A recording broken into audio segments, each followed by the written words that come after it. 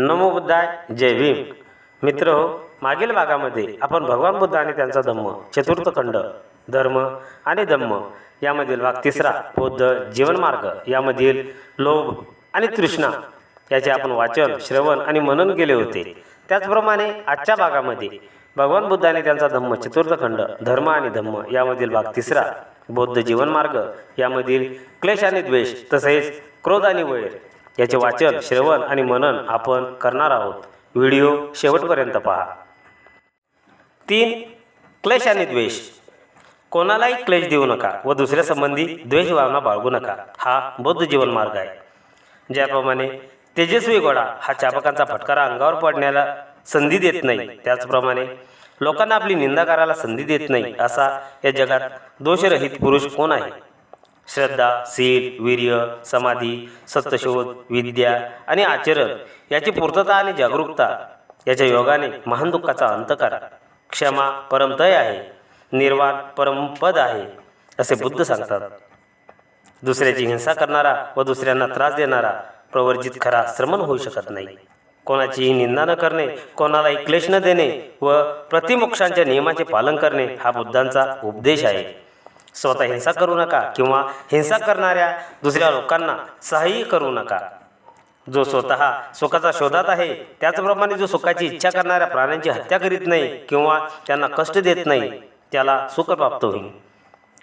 निमग्न झालेल्या घंटेप्रमाणे जो क्रोध जिंकल्यामुळे मूक आहे त्याला निब्बाण पद लाभलेले आहे. जो निष्पान निरुपद्रवी माणसाला कष्ट देतो त्याला लवकरच कष्ट करण्याची पाळी येते. जो क्षमारूप वस्त्र परिधान केल्यामुळे स्तब्ध, शांत, संयम आणि शुद्धचरणी आहे, जो दुसऱ्याचे दोष काढत बसत नाही तो खरोखर श्रमण अथवा भिक्खू होय. चाबकाचा फटकाराही अंगाला लागू नये याची जसा तेजस्वी घोडा काळजी घेतो त्याचप्रमाणे या जगात आपल्या दुसऱ्यांचा शब्द लागू नये म्हणून आपल्या आचरणाचा लज्जेने संयम करणारा असा या जगात एकतरी मनुष्य आहे काय? जर माणसाने निरुपद्रवी, शुद्धचरणी आणि निष्पाप मनुष्याला उपद्रव केला तर ज्याप्रमाणे वारावर फेकलेली धूळ फेकणाऱ्यावरच येऊन पडते त्याचप्रमाणे त्या माणसाला त्या उपद्रवाचा दुष्परिणाम भोगावा लागतो. 4. क्रोध आणि वैर.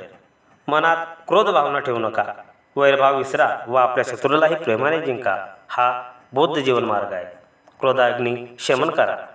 तो आपला अपशब्द बोलला, त्याने मला वाईट रीतीने वागविले, त्याने माझ्यावर कुरघोडी केली, मला लुबाडले असे विचार ज्याच्या मनात वावरत असतात त्याचा क्रोध विकार कधीही शमत नाही. ज्याच्या मनात असे विचार उठत नाहीत त्याचा क्रोध शांत झालेला असतो. शत्रूच्या वाईटावर दृष्ट्याच्या वाईटावर टपलेला असतो. माणसाने अक्रोधाने क्रोधाला जिंकावे, असाधुत्वाला साधुत्वाने जिंकावे, खरे बोलावे, रागावू नये, मागितल्यावर थोडी तरी द्यावे, क्रोध सोडावा, अभिमानाचा त्याग करावा, सर्व बंधनावर जय मिळवावा. येणेप्रमाणे जो नामरूपाविषयी अनासक्त असतो असा अपरिग्रही दुःख भोगत नाही. वाढत्या क्रोधाला जो बहकलेल्या रथाप्रमाणे थांबून धरतो त्यालाच मी खरा सारथी म्हणतो. बाकीचे नुसते लगाम धरणारेच आहेत. ज्यामुळे वैर वाढते. पराजित मनुष्य दुःखात मग्न होऊन बसतो, परंतु ज्याने जय पराजयाच्या कल्पनानेच त्याग केला आहे असा शांत पुरुष सुखाने झोप घेतो. कामाग्नीसारखा अग्नी नाही आणि द्वेषासारखे दुर्दैव नाही. उपदान स्कंदासारखे दुःख नाही, निर्वाणापेक्षा मोठे सुख नाही. वैराने वैर कधीही शांत होत नाही, अवैरानेच ते शांत होते. हा सनातन धर्म आहे.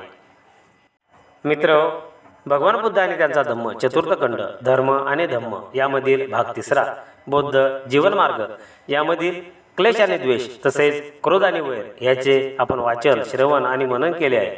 यानंतर भगवान बुद्ध आणि त्यांचा धम्म चतुर्थ खंड धर्म आणि धम्म यामधील भाग तिसरा बौद्ध जीवनमार्ग यामधील मनुष्य, मन आणि मनोमल याचे वाचन, श्रवण आणि मनन आपण नेक्स्ट व्हिडिओमध्ये करणार आहोत. म्हणून नेक्स्ट व्हिडिओ अवश्य बघा. जय भीम, जय बुद्धाय.